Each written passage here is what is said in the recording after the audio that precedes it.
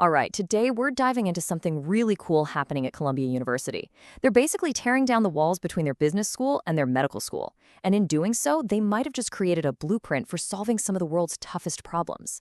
So let's get into how they pulled it off.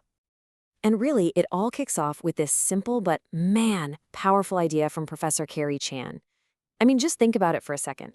The really big challenges, right? Whether it's in healthcare, tech, whatever, they're never ever solved by just one kind of expert. No way. It's always teams.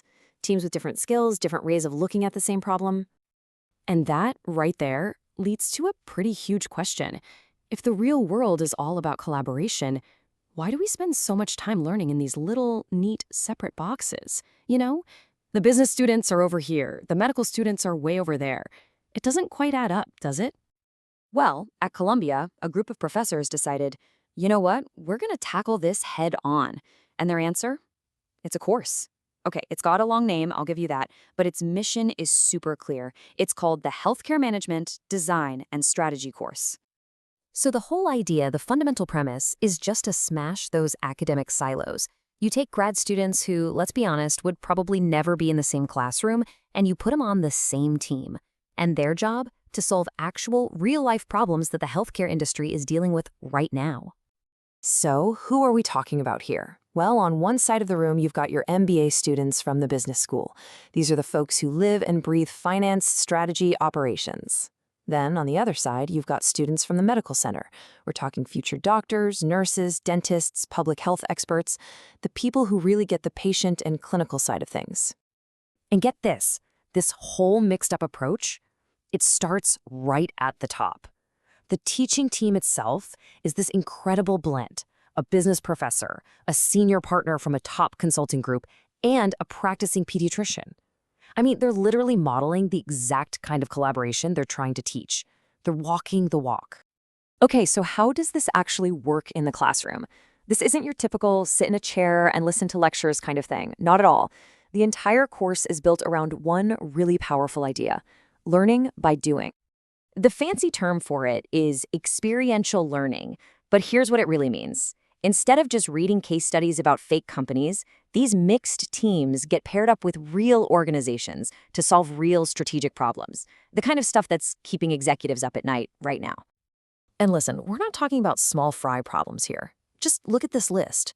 You've got teams helping a huge company like Quest Diagnostics figure out major market shifts. You've got others working with New York City's massive public hospital system to make telehealth better. They're even advising Blackstone on the future of AI and biotech. I mean, these are seriously high-stakes, real-deal consulting projects. So, right out of the gate, the course was a huge hit. But the faculty, they didn't just pat themselves on the back and call it a day. Nope.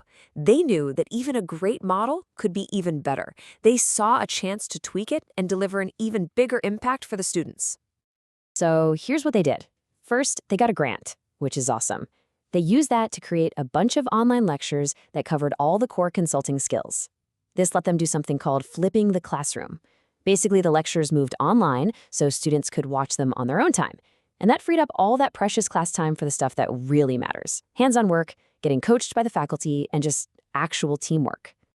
So, the big question is, did it work? Well, yeah. The impact was like a ripple effect, and it wasn't just the students who benefited, it was pretty much everyone involved. The feedback from the students themselves was just incredible, and you start to see these common themes pop up.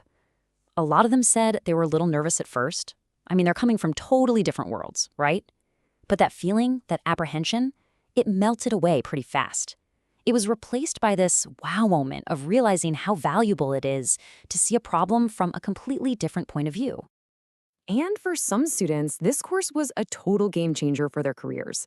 You had people who were thinking about switching into a new field, maybe consulting, and this course was their chance to test the waters. They found that getting their hands dirty on real problems didn't just teach them stuff, it was genuinely inspiring. It locked in their decision about what they wanted to do next. But you know, the one thing that came up again and again was praise for the model itself. For any student who learns best by actually doing things, this class was a dream come true. It wasn't just another course on the schedule. For many, it was one of the best classes they'd ever taken, period. Because it was all about practice, not just dusty old theory. But the story doesn't end with the students. And this is really interesting. In a classroom this mixed, the teachers end up becoming students too. The faculty discovered that this whole experience actually made them better at their jobs. Dr. Taylor Sewell, she's the pediatrician on the team, she just puts it perfectly. She said that having to explain medical ideas to business students and business ideas to medical students forced all of them to find new, simpler, clearer ways to talk about their own fields. And that didn't just make them better teachers in this class, it made them better teachers, full stop. And of course, let's not forget the companies sponsoring these projects. They get a massive return on this. Think about it. They get a team of super smart, motivated students giving them a fresh look at a real problem. They get to meet future stars, both in business and medicine, and they get to play a part in shaping the next generation of leaders. It's a total win-win-win. So, when you kind of zoom out and look at the big picture here, what you're seeing isn't just one successful class. It's bigger than that. You're looking at a potential blueprint, a model for a whole new way of learning. So what's the secret sauce here? What makes this thing tick? Well, first, you need a diverse team of teachers who actually live this collaborative spirit. Second, you have to ground everything in reality with real high-stakes projects. Third, you've got to be smart about your time. Flipping the classroom is key to that.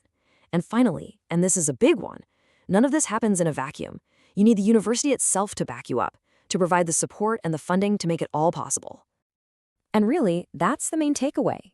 This whole thing at Columbia, it's not just a nice story about one cool class. It's a proof of concept. It's a working model for how we can actually prepare students for the messy, complicated, interconnected world that's waiting for them after they graduate. Which kind of leaves us with one last really big question to chew on. Just imagine for a second, what if this wasn't a rare special class? What if this was just the new standard, the way we taught everyone? What kinds of massive problems, in climate, in tech, in public health, what could we start to solve if all our future leaders learned how to work together like this, right from the very beginning?